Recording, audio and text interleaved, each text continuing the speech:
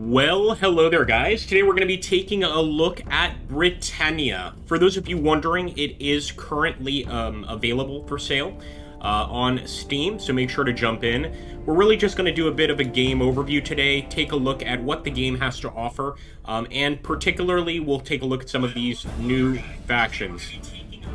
Hold on a second, trying to have myself on the phone so I can follow your chat as well. Let's jump into new game. Now, there is multiplayer, but that is coming soon. It's not currently available in-game. I'm just going to lower my mic a little bit there. So let's hit new game. And the way the multiplayer will work, pretty much like a play-by-email system, pretty straightforward and standard for these sorts of games. Now, of course, if you want, you can always start off here with basically every single faction, and you could do like a hot seat thing with a friend, you know. Have a friend sit down, he does a turn, you do a turn, etc. But alternatively, you can go ahead and turn this off, make these player controlled, and of course that makes things a lot easier, and any number of combinations. So we can make it all computer controlled. Maybe if we want to be blue, we can go ahead and be the player, etc. But I'll be honest, for this first campaign, Dux Britannia, this is essentially the entire campaign of Emperor Claudius trying to conquer Britannia. So you could play as the Welsh, you could play as the Northumbrians, or you could play, of course, as the Romans and a bunch in between. This is definitely the best starting campaign for like somebody that enjoys ancient Rome. You'd want to go for that. The ballot stuff is about Bretwalda elections, and this game has a really cool election feature where basically tribes and tribesmen can vote on like the chief. And that chief, basically, not only does he kind of, for all intents and purposes, rule over a bunch of different tribes, but the chief is kind of, he gets 4 victory points, I think, every turn or every couple of turns, and the game is all about victory points. So, obviously, you want to try and go for those as best you can. Now, let's take a look here. One second, I just want to reconnect here. There we go. Having some issues with my YouTubes. There we go. So we've got Artorius Rex, the Britannia campaign in the age of Germanic invasions. Pretty cool campaign, and I would recommend, like, this campaign is pretty much when the Romans just left the island. I can't recall if this or this is the, this is the King Arthur campaign. So the Artorius Rex is an interesting one, and I think the first one, it's a little bit OP for the Romans. Like, if you play Dux Britannia as Rome, you start off ridiculously strong, but as you move deeper and deeper into Britannia, your armies, of course, get weaker, they take on attrition, they get destroyed, etc. Hey, Fishakoy, how you doing? So it's not typically, you don't necessarily want to start here at Dux Britannia, but maybe for new players, I'd recommend they start here. Excalibur. So this is during the time of King Arthur. I really want to take a look at this one because I have yet to jump in. I've looked at the Artorius Rex one quite a bit, but Excalibur looks interesting.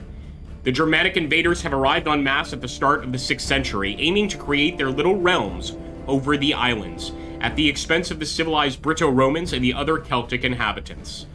So interesting, this scenario allows you to live again in the appearance of King Arthur, and Fur Normanus is, of course, the invasion of the Normans, the Norman invasion. I think I'm going to try Excalibur, like, just purely out of curiosity here, and we're going to put everybody else under player control. It's only 2 turns, so it's a really fast little campaign.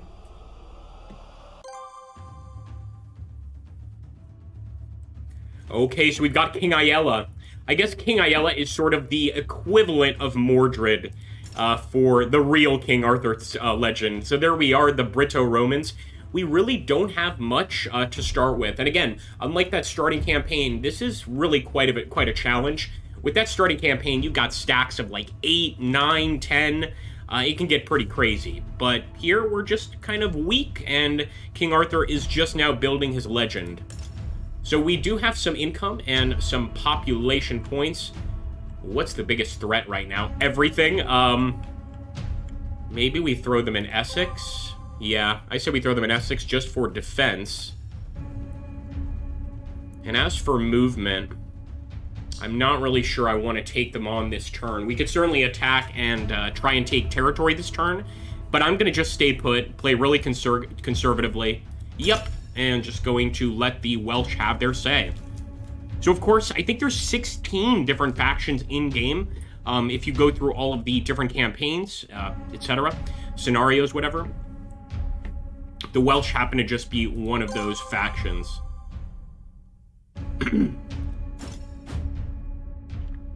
Yeah, they're quite strong, and they've got some pretty formidable mountains there in Powys and Gwent that can keep even the strongest enemy out. Now, the Brigantes, the Northerners, gonna go ahead and let them do their thing. And see, there was a lot of movement here done by these troops. We didn't really move our forces around because we don't have many to spare. I believe there's also one faction in the north, the Scots, that are allied to us, or more importantly, they're like, I guess, our vassals. And I do believe that we get control of them as well. First battle here against the Picts against who? Nasty little fighting. Let's hope blue wins. I really do like the Picts to win, if at all possible. Nice! You don't mess with them, man, and that's why. So, the Caledonians actually have the opportunity to kind of fall back to a different island, and that's because of this sea route right here. As you can see, the Icelandic Sea. There are other sea routes. Let me see if I can find another one. We'll try and locate them, but that's one way for a unit to escape, essentially. All right, time for the picks. And I think it was Maximilian Schonhausen, who I really, really like. He's one of our channel members, and he mentioned that this term picks may not actually be correct. There's like a more appropriate term or whatever. But when this game Britannia first came out, this tabletop, I can't recall exactly when it was, probably in like early or late 80s. The reference was still there, but these days we know that the term picks is sort of like a derogatory term for these tribes, that they had a bunch of different tribes in the area, but certainly that's what the Romans would have referred to them as. So the Romans would still see them as just barbarians and nothing more. Here we go, another fight. General Kenobi, how you doing? Oh, Fish, is this mobile? That's a great question. So let me, actually, I can just have you guys take a look at the Steam page there. Just type in Britannia in Steam and have a look. We also have the link on our 2 other videos for the game. Ask them in the discussion section. That's a great question. What I can tell you is that other companies that these guys have worked for, or some of the guys that I know affiliated with this game have been a part of, did eventually go to mobile. I'm not sure if this is going to follow that same trend, but I wouldn't be surprised. So guys, there's also Raider units. These function as you would imagine Raiders do, in this case Irish Raiders, and they pretty much can attack during one turn, and during that same turn they can fall back to their neutral raiding position here, and it's really hard to defeat them, of course. So I do believe, yeah, we do play as the Scots. I'm not sure why, but for whatever reason the Scots are allied to the Brito-Romans here, but they're very, very weak over here, although over here, unfortunately, we don't have control of this group, and that's because the Scots do classify as raiders.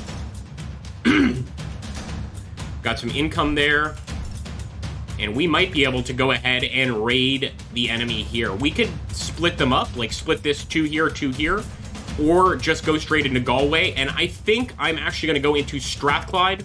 The reason is because we already have a unit here, so if we could start, of course, growing Scotch independence in this area, well, perhaps that would work out well for us. And now that I think about it, I suspect, I could be wrong, but I suspect the reason that King Arthur's men and the Scots are allied and working together is, you guys see that PX right there, the PX on the tile?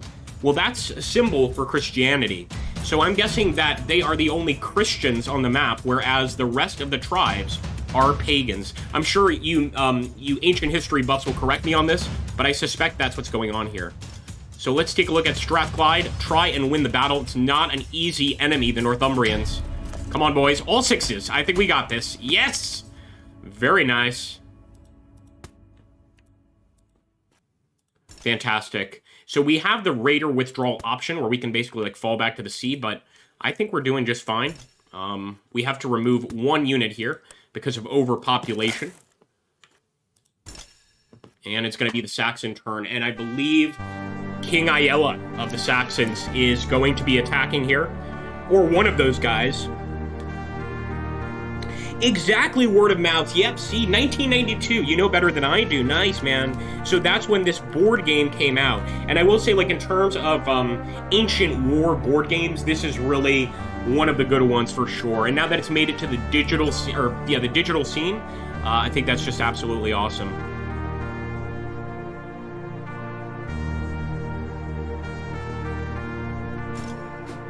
Oh boy, they're gonna try to attack us at Essex. Yeah, this is gonna get bloody fast. I mean, he did not play around, man. King Aiella was like, we are gonna finish you off right here. And they very well may succeed at that.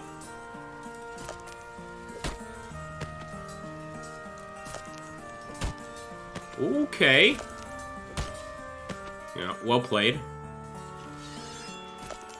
They're not only just attacking us, they're attacking everybody in the area. Come on, men. A 6? Okay, we got... Ooh, nice! We managed to kill Aiella. That's what you get for attacking the Brito-Romans, my friends. Hopefully, King Arthur will spawn here pretty quick, but that's a nice start. Unfortunately, they did take that territory, and they're going to take this one as well, likely. It's going to be a reroll. Yeah, I think we both die. We're going to have to send some units to control that and retake the land that has been so wrongfully snatched from us from the Saxons. Another battle in Essex. It continues. Oh, we did. Going over to the Jutes. This is another Raider clan, and thankfully they're going to take some of their anger out on the Saxons. I hope they win this battle. Nice. That'll keep them kind of focused over here. But of course, that's frustrating to say the least, to lose that much territory.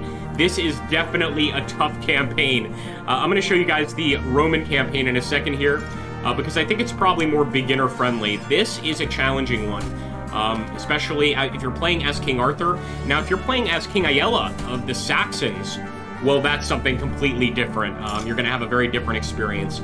At the end of the turn here, they basically tally up the victory points, and the real goal of this game is to get more victory points than the enemy, essentially. Well, get more victory points than everybody. Hey, how you doing, Dave? Good to see ya. That's right, that's right. No, it is definitely one of those, like, a niche within a niche is what I call it. But an interesting game nonetheless. If you like board games, if you like digital board games, and particularly if you like ancient history and ancient warfare, you're going to enjoy it for sure. But as the Brito-Romans, I would say be very careful. Get to know the game first, because this is a challenging playthrough. Now, this is the good news. I believe we just got King Arthur. That's right. And there we go. Artorius. Of course, the real King Arthur is Artorius here, a Roman, and we're just going to make his army damn strong. We'll also throw some troops over here. Just make that area a little bit stronger. And for me, the first order of business is to retake our lost lands.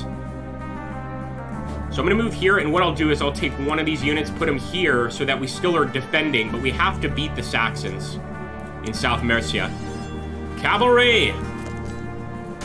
Instantly stomped them with the cavalry, although they did kill one of our legions there. That's never fun. Although it's looking a little better for us. Again, we just controlled that central area there of Mercia, which of course later becomes the famous Kingdom of Mercia.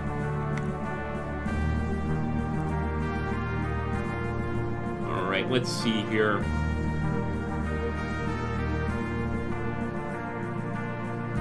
How you doing, folks? Just want to make sure that all the image is coming through in high qual, etc. It is autoing in 360, but I think the way YouTube does it is it'll upload it in high def. That's the price we get for live streaming. Here we go, the Welsh. They've been quite strong here, I must say. Although for my money, I would definitely put it on Northumbria. I think if you look up here in Northumbria, they don't look too strong, but they are damn tough. And what do you know? It looks like our Scottish allies, Fergus. I'm not familiar with this guy. Maybe some of our Scottish subs would be more familiar. But he is going to arrive here for the Scotch Raiders, and that allows us to spread Christianity all throughout the rest of the country here.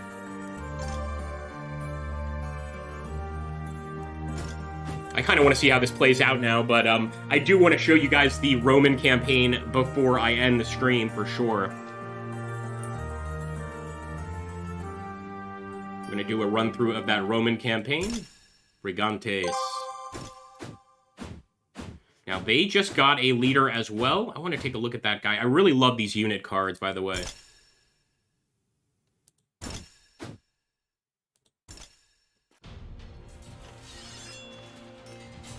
Going for the picks again. This time, they actually did beat them. The Caledonians, of course, arriving from the Hebrides Islands. Like, this is, to me, one of the strangest locations, starting locations you could possibly have. Sorry, the Hebrides. I know very little about the Hebrides, but that's where these guys come from, these Caledonians. And they must have just gotten ridiculously strong in this region, now coming down to the south to deal with us. Okay, we've got some Picts attacking the Caledonians. Go blue. And unfortunately, they're gonna have to retreat. They are taking over Scotland quite quickly. Now we've got some Irish raiders, and guess what? They could attack us over here. We do have some troops in Devon and Cornwall, and I'll be honest, I didn't even see this until now. The reason that's important is this suggests we should be attacking southwest, not east, because we could basically unite these lands under Artorius. So let's hope that we hold on in Devon. I told you, those Northumbrians are nothing to mess with. And the Welsh actually seem to have come out on top, but quite a fight. And sorry, these are Irish, not Northumbrians.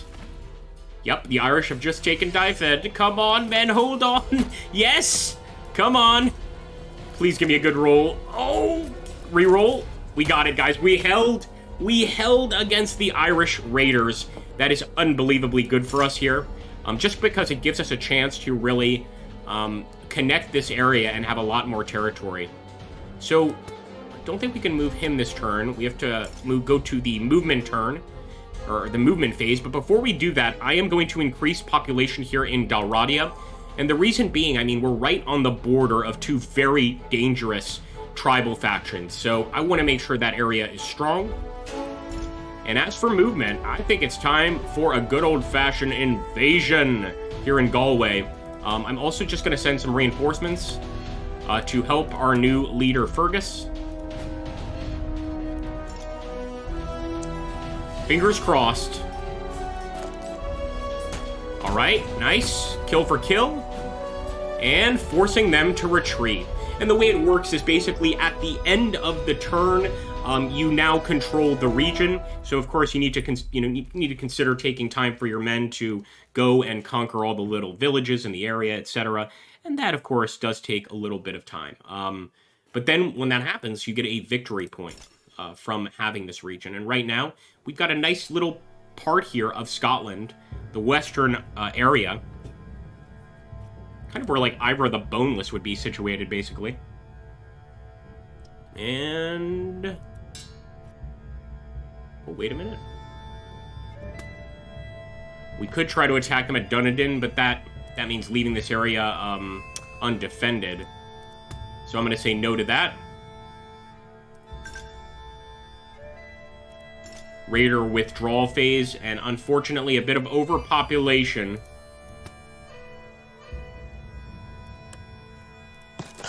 Have to get rid of one of those units in Galway. The Saxons still have more raiders, man. When do they stop? And they're actually going to attack Artorius here. I'm definitely concerned because that could mean the death of our faction leader.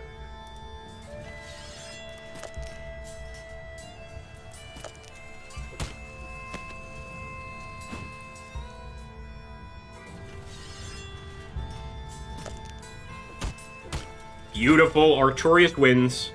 I think we get a +1 just for having him there as a leader. Well done. Good job, man. The Jutes are amazing. They've killed so far 4 Saxon armies. Just amazing. And we held the Downlands. It's not looking great for the Saxons. They may have the numbers, but clearly they don't have the skill. Especially not with the death of Ayala. Obviously losing King Ayala, who does actually go on historically to become King of Mercia, is definitely a big loss for them.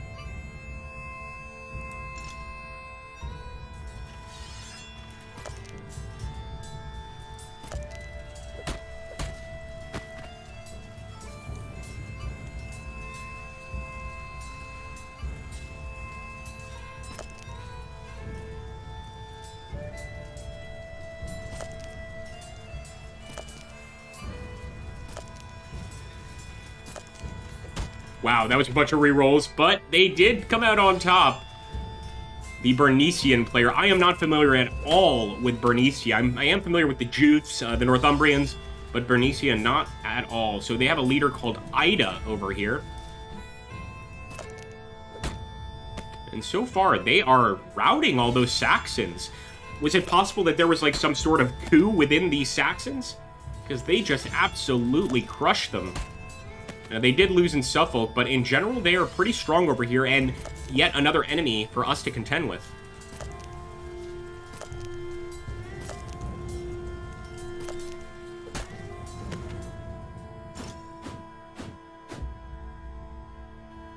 All right, folks.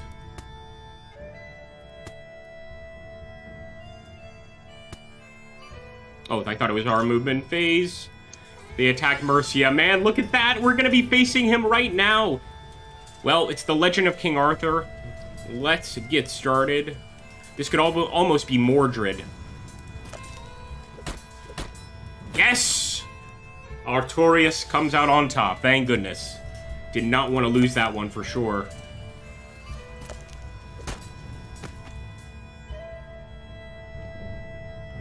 And I think our next goal is going to be to move west to unite this area over here. This sort of Portsmouth area with the Mercia area. Okay, so as you can see, this is the end of just the first turn. A lot of victory points here because, of course, we're going based on region control, battle wins, all sorts of different things. But you can see that in this campaign, we're actually starting out on the bottom here. And that's basically with two factions working together. So if we want to prove ourselves here in Britannia, it's going to take a while, of course, starting at the bottom here. It's a lot of land that we need to take for us to start winning. And there we go, blue player wins.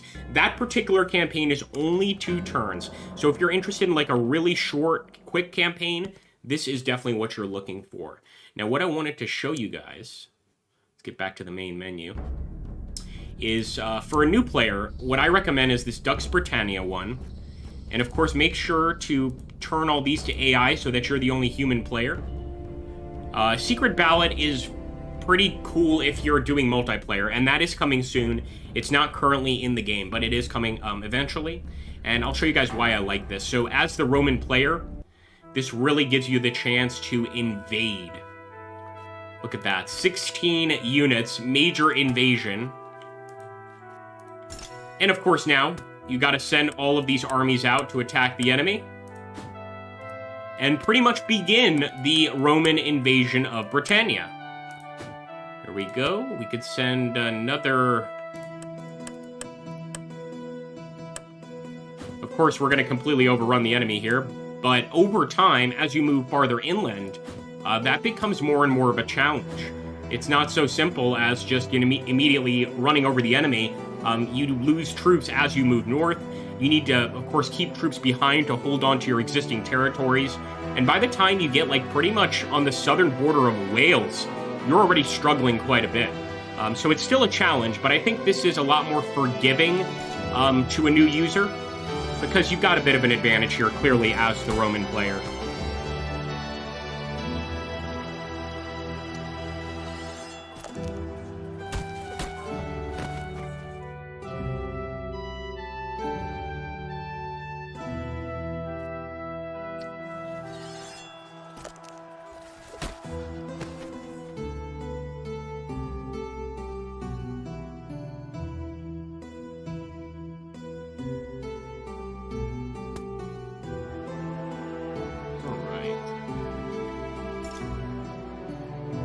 So, of course, now it's going to move on to the movement phase of other factions. Now, the thing about the Romans, and I think this could be a raiding aspect, where essentially if you start off over here as a raider, if you come from a C tile, let me just make sure I'm right. So we go over here as the raider, and yeah, look at that. We get a follow-up attack. So we can do a proper invasion here. Let's do that. Let's do that. Since we have the fort back here, I'm not too concerned about being overrun. Spreading out the guys over here. This is a little risky. Nonetheless, let's go for it. Conquering more land for Emperor Claudius.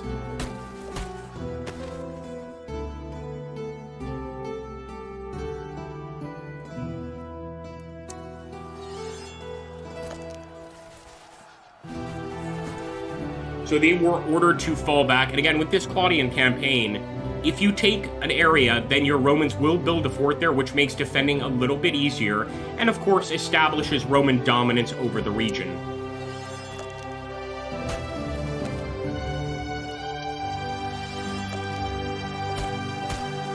We'll lose a legion there. See, we're already bleeding legions, but that's kind of the way the cookie crumbles.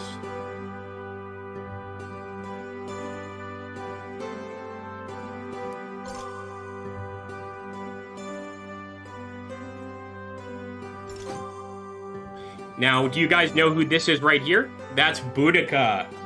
So, of course, the famous Boudica is in the game, and all of those famous people from, I guess, English history, and Scottish history, and Welsh history, and to a certain degree, Irish history, although the game does not have Ireland as a focus, are represented in this game. So in terms of, like, historical bona fides, yeah, this game absolutely has it. If you like sort of those historically based games, this is definitely one I would recommend. Of course, wiping out Boudica would be great. She is a big problem over time.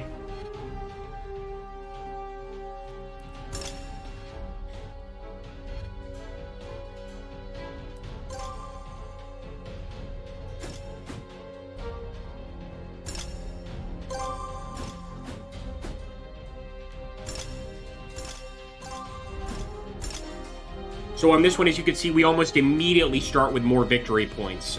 This is just much more user-friendly, much more forgiving, I think, than some of the other campaigns. So again, if you're just getting into these kind of games, sort of like the Avalon Digital brand, definitely do this campaign first.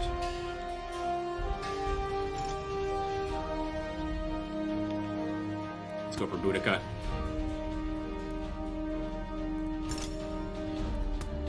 Unlike those tribal factions as well, we're not getting those population increases. So I think killing her is so important that I'm even going to leave this area sort of unguarded to send them some reinforcements.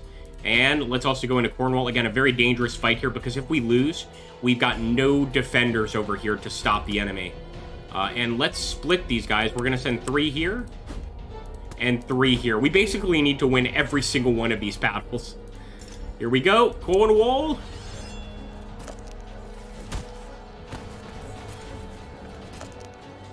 Nice!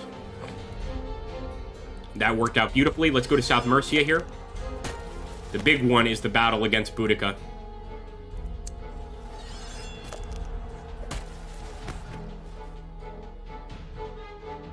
And we are doing great so far. Here we go. Kill Boudica! Yes! She wiped out a legion, but we eliminated Boudica. So as you can see now, we've got control of all this area. But our force doesn't seem nearly as intimidating, as you can see. Just getting through that southern part of Britain has pretty much ground our forces to a halt here in terms of numbers. Now, we do get those victory points. That's pretty much what wins us the game here if we keep on going. But if we can't hold on to our existing territories, it could be a problem. To support his campaigns in Dacia and against the Parthians, Emperor Trajan historically recalled in 84 and 85 AD some troops from the legions called Vexillatio in Britannia and promised to send them back later. This never occurred. In the game, only if you have 13 plus legions after battles, then you must remove 2 legion units from the map. Wow. So basically, if you're doing too well, got too many legions around the territory and around the area, Emperor Claudius is like, no, you're having too much fun and too easy a go of this. We're going to have to take those legions back. Very, very interesting. Man, that is frustrating from a historical perspective. Just imagine being a general in such a situation. There we go. Oh, interesting. So, request from a vassal. The nation, do we allow Wales to get full population points this turn? Let's allow them. I did not know that they were our vassal. That's pretty epic. But that little corner yellow denotes that fact. So this may just be a historical fact, because we didn't actually do any sort of diplomacy, and they were not with us before. Now they are. That's pretty cool. Good to see that we've got some allies here. So essentially, this whole southwestern side is under Roman control at the moment. However, to other barbarians, they are kind of traitors. I'm not going to lie. That's pretty messed up.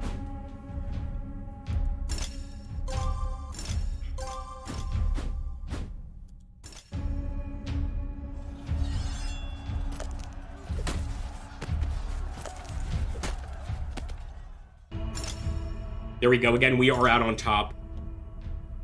Very forgiving for the Roman player, but I still haven't seen anything in terms of population growth. And that may be the catch. In other words, you do get the forts, you do get the initial attack, all that fun stuff. But in terms of population growth, as the Roman player, maybe you don't actually get the opportunity to use it or to really grow much. The population's not particularly loyal to us. Nonetheless, we are going to continue our advance, and this time attacking the Northumbrians. I'm going to do the same over here in North Mercia, just trying to take some more territory. And let's do the same in Lindsay. I am leaving Suffolk undefended, but I think if we win a victory against that unit right there, it won't really matter.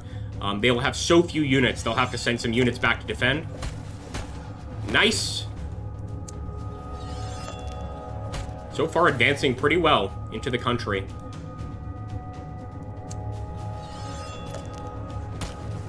And see, don't mess with Northumbria. We did lose a legion there. However, we did fairly well. Now, next turn, what I would try to do is try to take Norfolk, but there is a chance he'll try to attack, although most of these forts will protect us from that possibility. However, you can imagine going farther north or trying to go west or anything like that would be a mistake here. Nonetheless, looks like we have a pretty good foothold, and now we just need to manage these existing legions as best we can.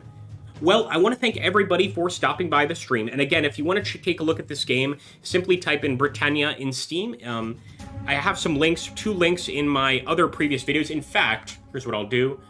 Let me just hide that from yous. There we go. And I'll drop the game link right here. We're also going to have an upload of a fire and maneuver video pretty soon, folks.